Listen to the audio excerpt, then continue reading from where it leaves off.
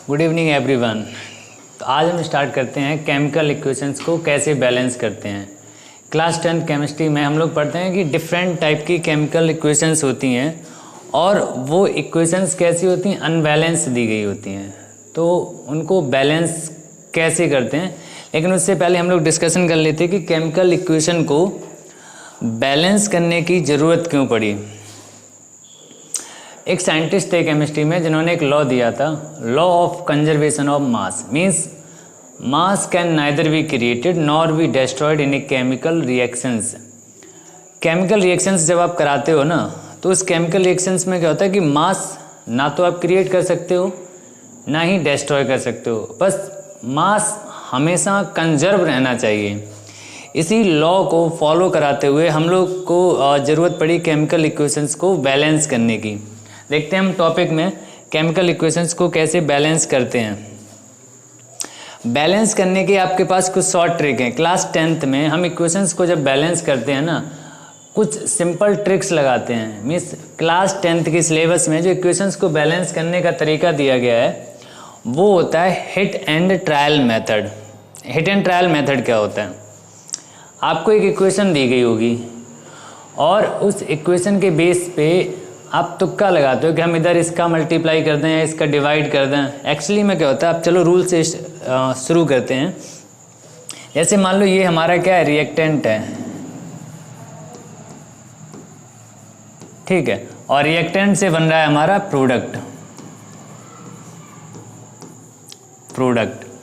होता क्या है कि जो मास है, मास ऑफ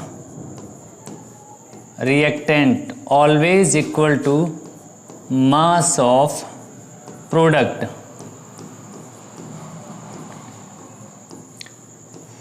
तो हम लोग क्या करते हैं, एक्चुअली में मास को इक्वल करने के लिए, अब मास यहाँ पे इक्वल कैसे होगा, हम लोग देखते हैं कि नंबर ऑफ एटम को अगर हम इक्वल कर दें on the both side of equation, means reactant side और product side. For example if we take the example of H2 means hydrogen gas when combined with oxygen gas then it will form water molecule। ठीक है, अभी हम लोग क्या देखते हैं कि जो मास है रिएक्टेंट साइड पे वो कितना है, और वही मास अगर प्रोडक्ट साइड पे हो जाए तो क्या होगा, law of conservation of mass equal हो जाएगा। तो हम लोग क्या करते हैं, law of conservation of mass को ही इक्वल दिखाते हैं। अब चलिए एग्जांपल से समझते हैं। हाइड्रोजन का मास कितना होता है, हाँ, हाइड्रोजन का जो एटॉमिक मास होता है 1, हाइड्रोजन के एटम कितने हैं 2, प्लस ऑक्सीजन का जो एटॉमिक मास है वो है 16, एटम कितने हैं 2। तो इधर ओवरऑल जो मास होगा कितना होगा 2 प्लस 32 इक्वल टू कितना हो जाएगा 34 ग्राम। अब हम इस साइड देख लेते हैं, हाइड्रोजन का कितना है 1 × 2 प्लस ऑक्सीजन का 16 कितना हो जाएगा, ओवरऑल जो मास यहाँ पे दिखाई देगा आपको 18 gram. Means which 34 gram does not equal to 18 gram. Means mass of reactant does not equal to mass of product. यहाँ मास जो है रिएक्टेंट का वो प्रोडक्ट के बराबर नहीं है। इसका मतलब ये है कि हमारी इक्वेशन बैलेंस नहीं है। क्यों नहीं है, देखो रिएक्टेंट साइड पे हाइड्रोजन के कितने एटम हैं 2 हैं, प्रोडक्ट साइड पे हाइड्रोजन के कितने एटम हैं 2 हैं। Means number of hydrogen atom are equal on both side, but number of oxygen atom reactant side पे कितने हैं 2, लेकिन प्रोडक्ट साइड पे ऑक्सीजन एटम कितने हैं 1। मीन्स ऑक्सीजन एटम जो है वो हमारा कम है। तो हम क्या करेंगे, नंबर को बराबर कर दो। मीन्स मास को बराबर दिखाने का सही तरीका है कि हम नंबर को बराबर कर दें। अगर अभी इसको यहीं छोड़ते हैं, हम आगे बढ़ते हैं, इक्वेशन को कैसे बैलेंस करते हैं वो ट्रिक देखते हैं, तब हमें समझ आएगा कि हम मास को कैसे बराबर करते हैं। फिर वापस यहीं पे आएंगे।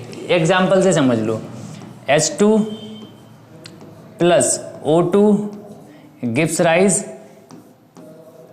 H2O। अब देखो स्टेप बाय स्टेप समझते हैं कि कोई भी केमिकल इक्वेशन को हम कैसे बैलेंस करते हैं, फिर एक दो एग्जांपल और समझ लेंगे कि हम उनको कैसे बैलेंस करते हैं। देखिए सबसे पहले स्टेप 1 हम लोग क्या करेंगे कि जो भी आपकी इक्वेशंस दे रखी है ना केमिकल इक्वेशंस, उनको स्क्वायर ब्रैकेट के अंदर क्लोज कर लो। ये कंपलसरी रूल नहीं होता, बट जो बिगिनर्स होते हैं ना, जिनको पता नहीं होता कि हम इक्वेशन कैसे बैलेंस करेंगे, तो उनके लिए सबसे बढ़िया तरीका है कि आप स्क्वायर ब्रैकेट में बंद कर लो। जब आप स्क्वायर ब्रैकेट में बंद करोगे आपसे गलती कम होगी। गलती मतलब देखो क्या होता है, गलती हम जब करते हैं जैसे H2, इसको आप स्क्वायर ब्रैकेट के अंदर बंद कर दो, प्लस O2 क्लोज कर दो, क्या बनेगा, H2O बन जाएगा। क्लियर। अब देखो स्क्वायर ब्रैकेट के अंदर क्लोज करने का रीजन ये होता है, आप जब इक्वेशंस को बैलेंस करते हो तो आप नंबर का मल्टीप्लाई करते हो। मीन्स इनके जो स्टाइकोमेट्रिक होते हैं ना, स्टाइकोमेट्रिक कोफिशिएंट में किसी भी नंबर का मल्टीप्लाई करोगे। रूल ये कहता है कि आप मल्टीप्लाई करो या डिवाइड करो, दोनों में से कुछ भी कर सकते हो, बट ना तो आप ऐड करोगे कोई नंबर, ना ही सब्ट्रैक्ट करोगे। दूसरी चीज, इनका जो फॉर्मूला होता है, मीन्स ये जो H2 है, इस फॉर्मूले के साथ आप कोई भी चेंज नहीं कर सकते हो। ना इस फॉर्मूले में कोई नंबर आप ऐड कर सकते हो, ना ही माइनस कर सकते हो, ना ही मल्टीप्लाई, ना ही डिवाइड। आप इस फॉर्मूले के बाहर मल्टीप्लाई या डिवाइड करोगे, ठीक है। इसीलिए जो बिगिनर होते हैं ना, वो अगर स्क्वायर ब्रैकेट में क्लोज कर लें तो ज़्यादा फायदा रहता है कि आपसे गलतियां नहीं होगी। वरना क्या करें, बहुत से लोग ये गलती करते हैं, इस फॉर्मूले के साथ छेड़छाड़ कर देते हैं। मीन्स आप उनका जो मॉलिक्यूलर फार्मूला है वही चेंज कर दोगे, तो हमें मॉलिक्यूलर फार्मूला चेंज नहीं करना है। तो पहला स्टेप क्या करोगे, आप उनको स्क्वायर ब्रैकेट में बंद कर लो। स्टेप 2 क्या होता है, एक कंपलसरी नहीं कि आप ऐसे स्टेप वाइज इनको लिखो। अब स्टेप 2 में क्या होता है कि आप नंबर ऑफ एटम लिख लो, नंबर ऑफ एटम। कैसे, ऐसे एक टेबल बनाओ, इधर क्या लिखो, number of atom of reactant, और इधर क्या लिखोगे, number of atom of product. ठीक है। अब रिएक्टेंट पे आपके क्या क्या हैं, एक है हाइड्रोजन और दूसरा क्या है, ऑक्सीजन। यही दो टोटल एटम है इस रिएक्शन में। तो रिएक्टेंट साइड पे टोटल कितने एटम हैं, देखिए हाइड्रोजन के रिएक्टेंट साइड पे 2 एटम हैं, कितने हैं, 2 हैं। प्रोडक्ट साइड पे हाइड्रोजन के एटम कितने हैं, 2। मीन्स आपका जो हाइड्रोजन है ऑलरेडी कैसा है, बैलेंस है। अब हम देखते हैं ऑक्सीजन, ऑक्सीजन रिएक्टेंट साइड पे कितना है, 2, और प्रोडक्ट साइड पे कितना है, 1 है। तो कहीं ना कहीं हमको ऑक्सीजन को बराबर दिखाना है। तो ऑक्सीजन को बराबर करने का क्या रूल है, आप यहाँ 2 का मल्टीप्लाई कर दो। यहाँ जब आप 2 का मल्टीप्लाई करोगे तो ये क्या हो जाएगा, देखो ऑक्सीजन 2 और प्रोडक्ट साइड पे भी ऑक्सीजन कितने हो जाएंगे, 2। अब देखो ऑक्सीजन जो प्रोडक्ट साइड पे है वो है वाटर के साथ। मीन्स आप जो 2 का मल्टीप्लाई करोगे वो यहाँ तो करोगे, लेकिन ये 2 का मल्टीप्लाई यहाँ पे भी हो रहा होगा, क्योंकि यहाँ आप 2 का मल्टीप्लाई कर रहे हो। तो ऑक्सीजन के साथ तो 2 का मल्टीप्लाई हो ही रहा है, प्लस हाइड्रोजन के साथ भी हो रहा है। तो कहीं ना कहीं आपको इधर भी ये शो करना पड़ेगा, इंटू 2। देखो कभी कभी क्या होता है, इस टेबल में आप हमेशा यहाँ मल्टीप्लाई करके ना हिट एंड ट्रायल मेथड लगा के नहीं कर सकते हो। तो हम लोग क्या करते हैं, यहाँ नहीं लिखते, डायरेक्ट इधर हिट एंड ट्रायल मेथड लगा देते हैं। आप अगर अपने मेमोरी में ही उसको कर लो मल्टीप्लिकेशन कि हाँ इसमें मल्टीप्लाई करके ये इक्वल दिखा देंगे, वैसे ही कर सकते हो। तो अब देखो नेक्स्ट स्टेप में क्या करते हैं, जो आपने मल्टीप्लाई किया है ना इधर, वो यहाँ आपको दिखाना है। मीन्स आप वही सेम इक्वेशन को उतार लो, H2 plus O2 gives rise H2O।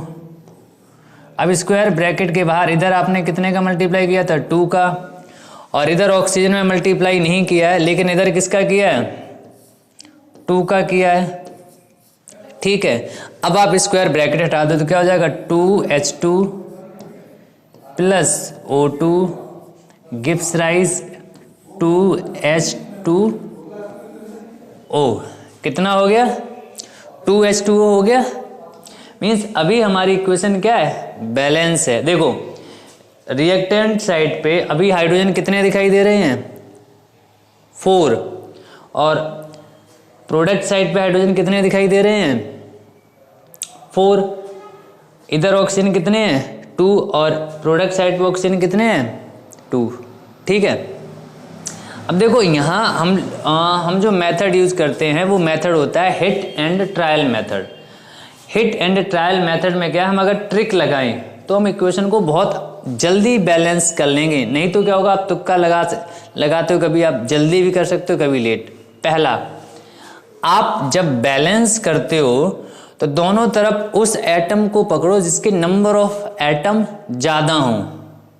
ठीक है, अब जैसे यहाँ पे हम जब बैलेंस करने गए, हमारा हाइड्रोजन तो ऑलरेडी बैलेंस था। ठीक है, हाइड्रोजन के अलावा हमारा दूसरा एटम क्या था ऑक्सीजन, और यहाँ ऑक्सीजन के एटम भी ज़्यादा हैं, 2 हैं। तो हम किसको बैलेंस करेंगे, ऑक्सीजन को पहले बैलेंस करेंगे। हाइड्रोजन को और ऑक्सीजन को छोड़ने के बाद पहले इक्वेशन में देखो इन दोनों के अलावा और जो एलिमेंट हैं, मींस और जो एलिमेंट के एटम हैं, आप उनको पहले बैलेंस करने की कोशिश करो। देन आफ्टर आप हाइड्रोजन और ऑक्सीजन को बैलेंस करोगे। लेकिन क्या है, आप जब फॉर्मूला बड़ा हो ना कि हम सबसे पहले किसको बैलेंस करें, जिसके एटम ज़्यादा हैं आप उनको बैलेंस करो। आप इक्वेशन को बहुत जल्दी बैलेंस कर लोगे, नहीं तो फिर टाइम लग सकता है। अब देखो law of conservation of mass follow हुआ कि नहीं हुआ, देखते हैं बैक। यहाँ देखो हमने क्या किया, अब नेक्स्ट इक्वेशन में मीन्स जो बैलेंस किया था,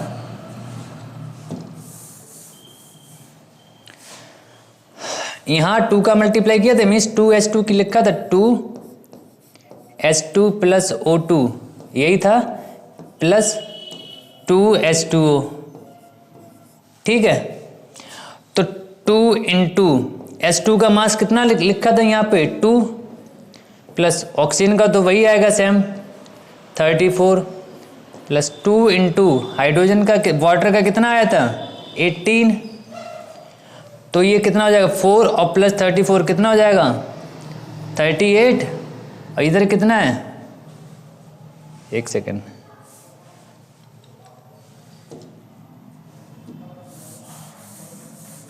हाँ ऑक्सीजन का कितना आया 32, तो ये कितना दिखाई दे रहा 36, इधर कितना है 36। मीन्स जब हमने इक्वेशन को बैलेंस कर दिया, ये हमारी इक्वेशन क्या हो चुकी है 2H2 प्लस क्या हो जाएगा यहाँ पे, एक सेकेंड,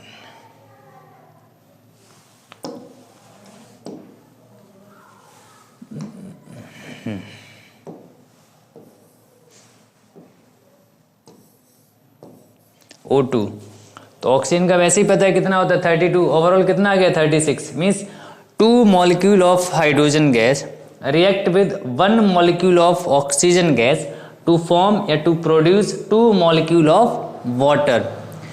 इसीलिए हम इक्वेशन को बैलेंस करते हैं कि बैलेंस करने के बाद हमें ओवरऑल इंफॉर्मेशन मिलती है कि कितने मॉलिक्यूल्स आप रिएक्ट कराओगे तो वाटर के कितने मॉलिक्यूल्स मिलेंगे, और वाटर का एक मॉलिक्यूल बनाने के लिए आपको कितने मॉलिक्यूल ऑक्सीजन चाहिए या कितने मॉलिक्यूल हाइड्रोजन चाहिए। क्लियर। एक और एग्जांपल देखते हैं। जैसे मान लो हम ले रहे हैं zinc plus HCl gives rise ZnCl2 plus H2। अभी यहाँ मेंशन भी करेंगे हम लोग स्टेट वगैरह। तो फर्स्ट स्टेप आप सभी को क्या करोगे, स्क्वायर ब्रैकेट में क्लोज करोगे। तो स्क्वायर ब्रैकेट में हमने क्या कर दिया, इनको क्लोज कर दिया। अब देखना एक ही में ही आपको ओवरऑल रिएक्शन करके दिखा देंगे। ठीक है, नेक्स्ट क्या करोगे, number of atom means number of atom of reactant इधर क्या लिखोगे, number of atom of product. ठीक है, तो रिएक्टेंट पे आपके टोटल कितने एटम हैं, जिंक है और जिंक के अलावा हाइड्रोजन है और क्या है, क्लोरीन है। ये 3 एटम है ओवरऑल रिएक्शन में। रिएक्टेंट साइड पे जिंक कितना है, 1 है।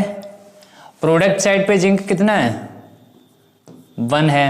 ठीक है, नंबर ऑफ एटम यहाँ पूछते हैं कि नंबर ऑफ एटम कितने हैं रिएक्टेंट साइड पे और प्रोडक्ट साइड पे। Then after number of hydrogen on the reactant side is 1, number of hydrogen on the product side are 2, and then a number of chlorine atom on the reactant side is 1, number of chlorine atom on the product side is 2। Clear. अब देखते हैं कि यहाँ पे हमारा zinc जो है वो ऑलरेडी बैलेंस है, जिंक के अलावा हाइड्रोजन बैलेंस नहीं है और क्लोरीन बैलेंस नहीं है। ठीक है, अब जैसा कि आपको ट्रिक बताई थी कि पहले आप हाइड्रोजन को छोड़ दो और ऑक्सीजन को छोड़ दो, उसके अलावा उन एटम को बैलेंस करो पहले जिनके नंबर ऑफ एटम्स ज़्यादा हों। अब देखो इस इक्वेशन में यहाँ देखो हाइड्रोजन तो ज़्यादा है, हाइड्रोजन के बाद क्लोरीन ज़्यादा है, तो हम क्लोरीन को पहले बैलेंस करने की कोशिश करें।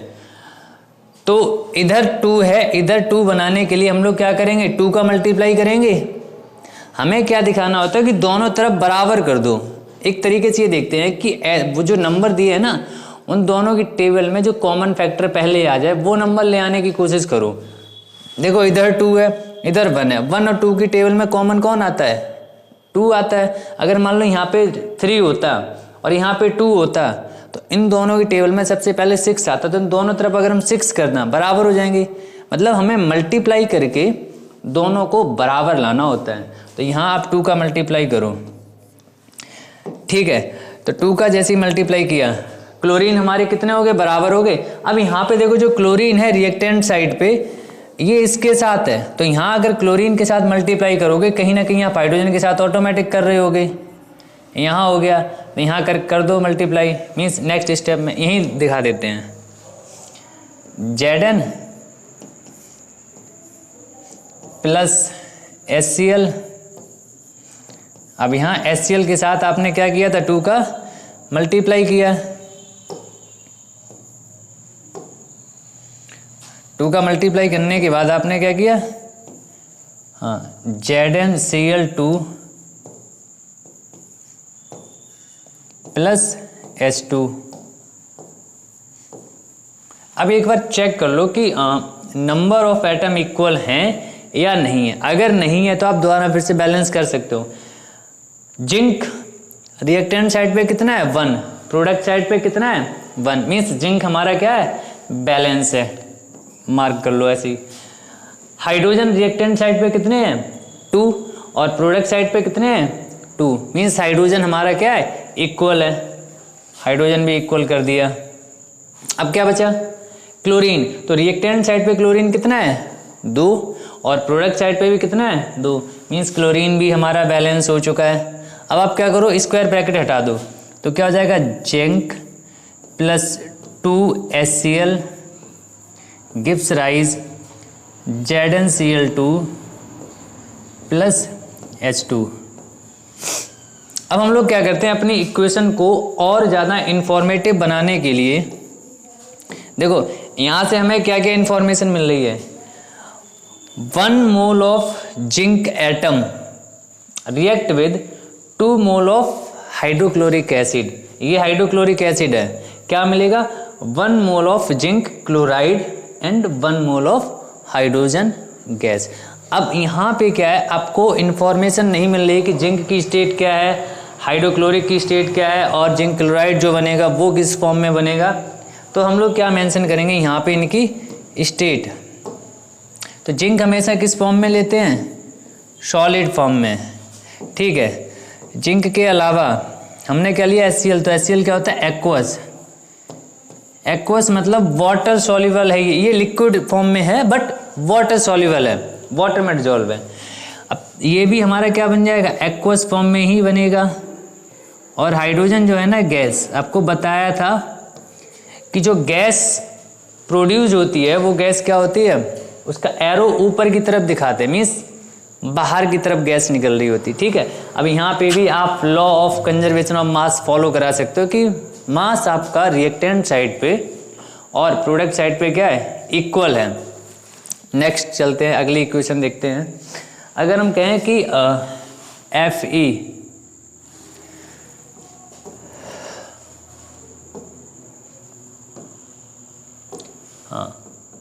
F E react with water to form क्या बनाएगा, Fe3O4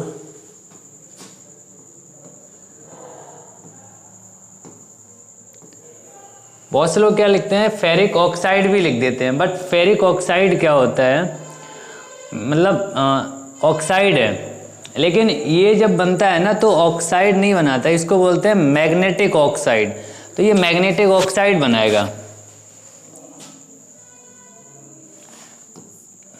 प्लस H2।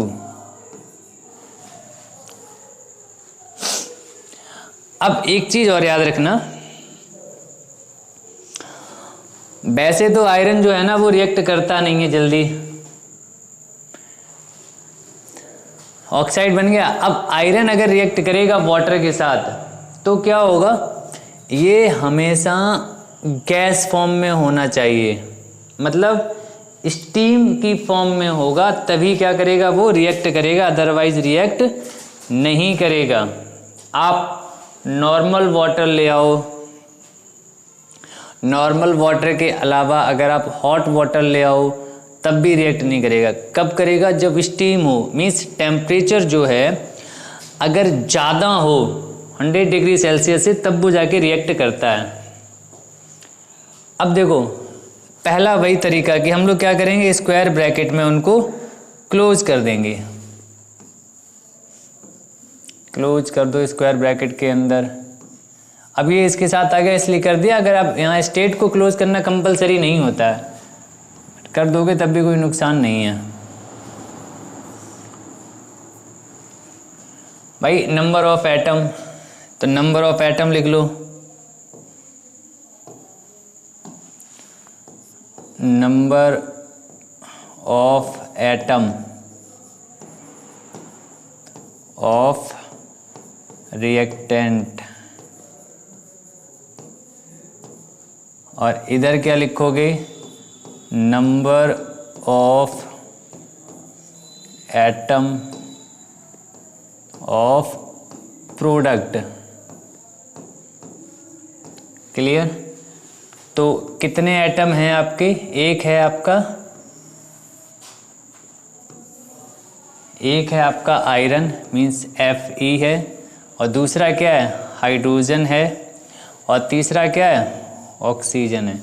एक चीज़ और याद रखना, बहुत से स्टूडेंट्स यहाँ पे एक गलती करते हैं, नंबर ऑफ एटम पूछा जाता है, एटम का नाम लिखना होता है, लोग क्या करते हैं वो किस फॉर्म में मिलता है ना वो लिख देते हैं। जैसे यहाँ हाइड्रोजन है तो हाइड्रोजन एटम का सिंबल ही लिखना है, ये नहीं कि हाइड्रोजन किस फॉर्म में है। बहुत से लोग H2 लिख देते हैं, कुछ लोग यहाँ पे O2 लिख देते हैं, वो नहीं लिखना है, ऑक्सीजन एटम लिखना है। तो ऑक्सीजन एटम का सिंबल O होता है, तो आपको O लिखना है।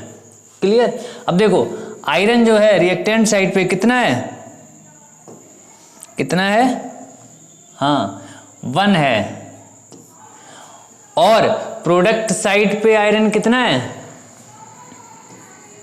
3 है। ठीक, हाइड्रोजन रिएक्टेंट साइड पे कितना है, 2 है, और प्रोडक्ट साइड पे कितना है, 2 है। ऑक्सीजन रिएक्टेंट साइड पे है हमारा 1। ठीक है, अगर नहीं समझ आ रहा जी तो कितना हाइड्रोजन, सॉरी ऑक्सीजन 1 है, और प्रोडक्ट साइड पे ऑक्सीजन कितना है, हाँ 4 मीन्स 4। अब देखो वही ट्रिक ना, हमारे यहाँ पे सिर्फ क्या हाइड्रोजन बैलेंस है, हाइड्रोजन के अलावा ऑक्सीजन अनबैलेंस है, और आयरन वो भी कैसा है, अनबैलेंस है। अब हम क्या करेंगे, इनको बैलेंस करेंगे। क्या बोला था ट्रिक में, आप सबसे पहले उस एटम को लो जिसके नंबर ज़्यादा हैं, उसको बैलेंस करो पहले, फिर देखो इक्वेशन जल्दी बैलेंस होती है। हाइड्रोजन को तो मैं वैसे ही पहले बैलेंस नहीं करना था, लेकिन है तो तब भी कोई दिक्कत नहीं। हाइड्रोजन के अलावा ऑक्सीजन पे ऑक्सीजन के एटम कितने हैं, 4 हैं, ऑक्सीजन को बैलेंस कर लो, ठीक है। तो यहाँ क्या करोगे आप, 4 का मल्टीप्लाई करोगे, कर दिया।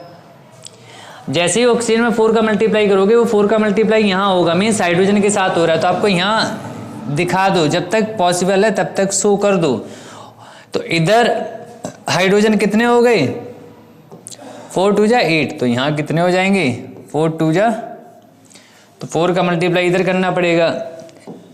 अब यहाँ पे आपके आयरन कितना है, 1, तो यहाँ कितने का मल्टीप्लाई करना पड़ेगा, 3 का, 3 इधर बराबर, तो 3 का मल्टीप्लाई इधर, तो क्या लिखोगे 3Fe, पहले ब्रैकेट के अंदर ही लिखना, प्लस H2O, और H2O में कितने का मल्टीप्लाई किया आपने, 4 का, गिव्स राइज Fe3O4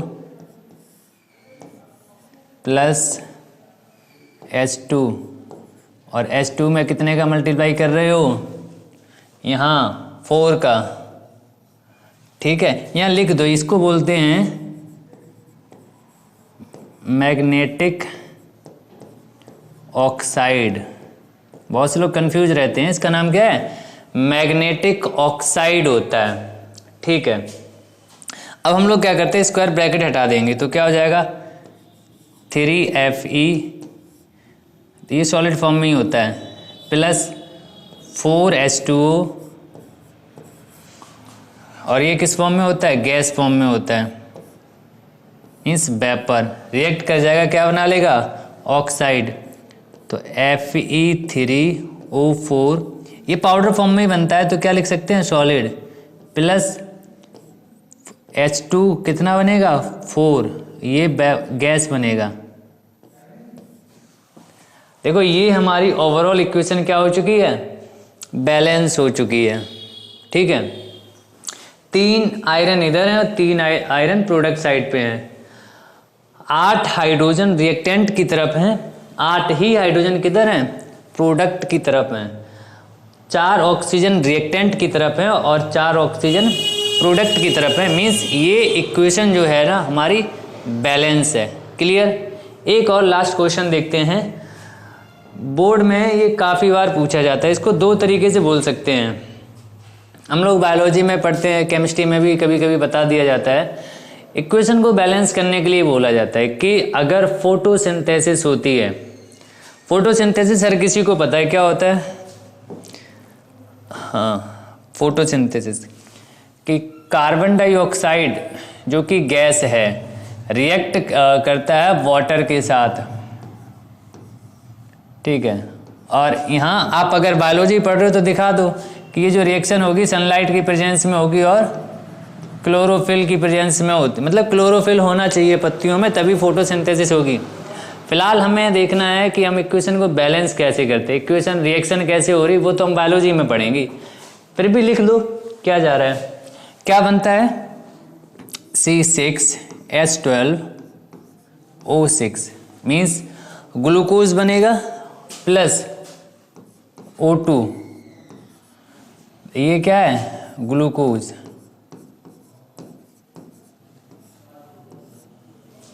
ठीक है। देखो आप देखोगे कि बहुत सी रिएक्शन में मीन्स फोटोसिंथेसिस की जो रिएक्शंस होती हैं, ये नहीं कि ये वाली रिएक्शन गलत है, बहुत से लोग क्या करते हैं मीन्स बहुत सी बुक्स में ये दिया होता है कि यहाँ पे क्या करते हैं प्लस H2O लिख देते हैं कि जब फोटोसिंथेसिस हो रहा होगा तो कुछ तो वाटर मॉलिक्यूल ले लेते हैं लेकिन कुछ रिलीज कर देते हैं। तो अगर वो रिएक्शन वहाँ पे दे रखी है कि वाटर अगर दिया है, मीन्स बोर्ड के क्वेश्चन में अगर इक्वेशन में वो लिख दें वाटर, तो आप वाटर को कंसीडर करके बैलेंस करोगे, अदरवाइज नहीं लिखते हैं तो आप ये रिएक्शन लिख दोगे तब भी गलत नहीं होगा, ठीक है। अब हम इसको वही सेम प्रोसेस, स्क्वायर ब्रैकेट में बंद कर दो, ये बंद कर दिया, अब क्या करेंगे, सेम वही वर्क जो करते चले आए हैं कि नंबर ऑफ एटम लिखेंगे, number of atom of reactant, और इधर क्या लिखेंगे, number of atom of product. ठीक, अब नंबर ऑफ एटम में लिख दो भाई, किसके कितने एटम है, कौन कौन से एटम है। तो कार्बन है, ऑक्सीजन है और हाइड्रोजन है। और कोई एटम है? हाँ नहीं है। क्या क्या है? कार्बन, ऑक्सीजन और हाइड्रोजन।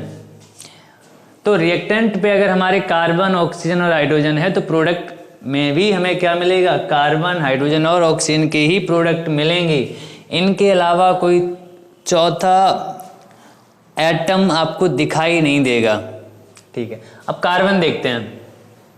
रिएक्टेंट साइड पे कार्बन कितने हैं? हाँ, एक, मतलब 1। थोड़ा इंग्लिश में बोल लो, एक। प्रोडक्ट साइड पे कार्बन कितने हैं? 6। Very good. ऑक्सीजन कितने हैं रिएक्टेंट साइड पे? 2 इधर हैं और 1 इधर है। कितने हो गए टोटल? 3 हो गए। अब देखो क्या करते हैं, अगर हमें मतलब यहीं इस टेबल में रख के ही बैलेंस करना हो बहुत सिंपल वे में, तो टोटल ऑक्सीजन तो आप लिखोगे, लेकिन अगर वो अलग अलग दिए, मीन्स जो एटम रिएक्टेंट साइड पे या फिर प्रोडक्ट साइड पे, टोटल तो आप लिखोगे उधर, लेकिन अलग अलग फॉर्म में है ना, तो उनको थोड़ा गैप दे के कॉमा लगा के लिख लो। जैसे इधर ऑक्सीजन मीन्स 2 इधर हैं और 1 इधर है, तो ओवरऑल कितने हैं? चाहो यहाँ पे लिख लो, 3 हैं, लेकिन 2 अलग है और 1 अलग है। देखो 2 ये वाले और 1 ये वाला है। ठीक है, प्रोडक्ट पे कितने ऑक्सीजन है? यहाँ पे भी हमारे 3 है, मीन्स 1 सेकेंड, गलती हो गई,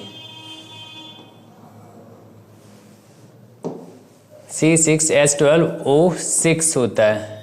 ठीक है, तो ऑक्सीजन इधर कितने हैं? 6 इधर हैं और 2 इधर, टोटल कितने हैं? 8। तो आप ऐसे लिख देना 6,2, ओवरऑल कितने हैं? 8 हैं। ठीक है, देखो अलग अलग लिखने का क्या फ़ायदा वो समझ जाओगे अभी। हाइड्रोजन इधर कितने हैं? हाँ 2, और इधर हाइड्रोजन कितने हैं? Very good, 12। अब करो बैलेंस। तो बैलेंस करने का सही तरीका देखो, वही बोला गया कि आप सबसे पहले उस एटम को लो जिसके नंबर जो हैं वो बहुत ज़्यादा हों। बहुत ज़्यादा का मतलब है हाँ सबसे ज़्यादा। तो सबसे ज़्यादा कौन है इसमें? हाइड्रोजन इधर 12 हैं, तो नंबर ऑफ एटम किसके ज़्यादा हैं? हाइड्रोजन के। तो क्यों ना हम पहले हाइड्रोजन को बैलेंस करने की कोशिश करें। तो इधर 12 है, इधर 12 करने के लिए आप इसमें क्या करोगे? हाँ 6 का मल्टीप्लाई कर दो, हो गया। कितने हो गए हाइड्रोजन? 12 बराबर। अब ये 6 का मल्टीप्लाई इधर हाइड्रोजन रिएक्टेंट साइड पे यहीं पे है, तो यहाँ मतलब 6 का मल्टीप्लाई किया होगा, तो वो 6 का मल्टीप्लाई इस ऑक्सीजन में हुआ। मतलब जो ऑक्सीजन 1 था, अकेला ऑक्सीजन था, उसके साथ 6 का मल्टीप्लाई है, तो ये 1 के साथ 6 का मल्टीप्लाई करो, कर दिया। अब आगे आओ, हाइड्रोजन आपका बराबर, तो यहाँ 6 का मल्टीप्लाई कर दोगे। ठीक है, तो ये कितना हो गया? 6 ये और 2 ये, 8 ऑक्सीजन दिखाई दे रहे। अभी इधर भी 8 हैं, दिख रहे? हाँ, लेकिन कार्बन भी अभी हमारा बैलेंस नहीं है, तो अभी हम क्या करेंगे? कार्बन को बैलेंस करेंगे।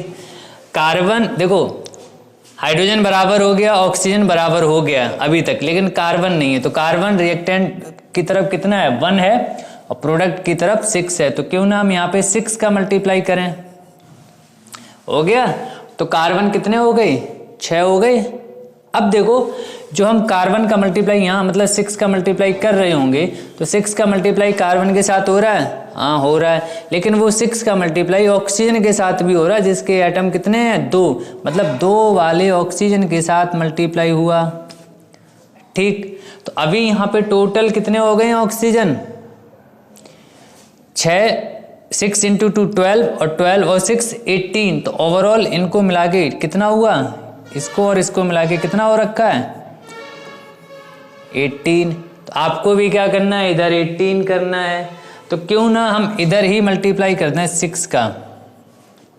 6 टू 12 और 12 और 6 कितना हो जाएगा? इधर भी कितना हो गया? अब देखो होता है, ये पहले वाला लिखा था और ये जो है ना ये अभी वाला है। ये तो समझो कि सर इधर 3 लिख दिया, इधर 8 लिख दिया, अभी अलग दिखाई दे रहा नंबर क्या है। अब मल्टीप्लाई कर दिया तो चाहो यहाँ से ये इरेज कर लो, तो अब लिख दो यहाँ पे ये ओवरऑल अब कितना हो गया है? 18 हो गया है। और इधर भी कितना हो गया है? लो 18 हो गया है, मतलब सभी बराबर हैं। कर दो मल्टीप्लाई, ये 6 का मल्टीप्लाई आपने इधर किया था और इधर कितना ये किया था? 6 का। तो ओवरऑल आपकी इक्वेशन क्या आ जाएगी? 6 CO2 plus 6 H2O gives rise C6H12 O6 plus 6 O2। हो गया balance. 6 CO2 plus 6 H2O gives rise 1 glucose plus 6 O2। तो नंबर ऑफ एटम यहाँ हमारे क्या है? इक्वल हैं दोनों तरफ। क्लियर? ये क्वेश्चन जो है ना इसके 2 वर्जन हैं। 2 वर्जन मतलब या तो आपसे पूछ लिया जाएगा फोटोसिंथेसिस एग्जाम में और वहाँ आपको रिएक्शन भी खुद ही लिखनी है। अब देखो बोर्ड में कैसे कैसे क्वेश्चंस आते हैं, या तो आपको वर्ड फॉर्म में इक्वेशन दे देंगे कि ये वर्ड फॉर्म की इक्वेशन है, आप पहले सिंबॉलिक फॉर्म में लिखो फिर बैलेंस करो। बहुत कम बार ऐसा होता है कि आपको डायरेक्ट सिंबॉलिक फॉर्म में मीन्स डायरेक्ट इक्वेशन लिख के दे दें। आपको इक्वेशन नहीं दी जाएगी, आपको बोला जाएगा कि फोटोसिंथेसिस की प्रोसेस को बैलेंस करके दिखाओ, या ये बोल दिया जाए पिछली इक्वेशन में जैसे हमने देखा था हाँ कि आयरन जो है वो रिएक्ट कर रहा है स्टीम के साथ, मैग्नेटिक ऑक्साइड फॉर्म कर रहा है और हाइड्रोजन गैस लिबरेट हो रही है। इस इक्वेशन को बैलेंस करो। तो आप क्या करोगे? पहले वर्ड फॉर्म में इक्वेशन लिखोगे फिर आप बैलेंस करोगे। ऐसे ही कि जिंक मेटल अगर रिएक्ट करे हाइड्रोक्लोरिक एसिड के साथ, ये क्या है? हाइड्रोक्लोरिक एसिड है। जिंक मेटल जब हाइड्रोक्लोरिक एसिड के साथ रिएक्ट करेगा तो क्या बनाएगा? जिंक क्लोराइड और हाइड्रोजन गैस। वर्ड फॉर्म में देंगे, ये नहीं बोलेंगे कि हाँ भाई इक्वेशन दे दी चलो बैलेंस करो। इतना इजी नहीं आता है, बस प्रैक्टिस कर लो कि हम फॉर्मूले हमें याद हो, मतलब जो भी आपको कंपाउंड दिया गया हो उसका फॉर्मूला आपको पता हो, आप तुरंत इक्वेशन बनाओगे और उसको बैलेंस कर दोगे। ठीक है?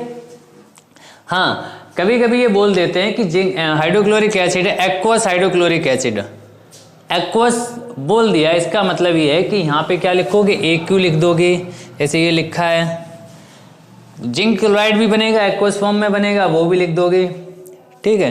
बाकी और प्रैक्टिस आप करते जाओगे ना, आपको धीरे धीरे पता चल जाएगा इक्वेशन को कैसे बैलेंस करते हैं। यहाँ पे जैसे बोला जाए कि अगर ऑक्सीजन गैस कंबाइन हो जाए हाइड्रोजन गैस के साथ तो वाटर बनाएगा, आप क्या करोगे? तुरंत इक्वेशन लिखोगे और उसको क्या करोगे? बैलेंस करोगे। क्लियर? चलिए, थैंक यू।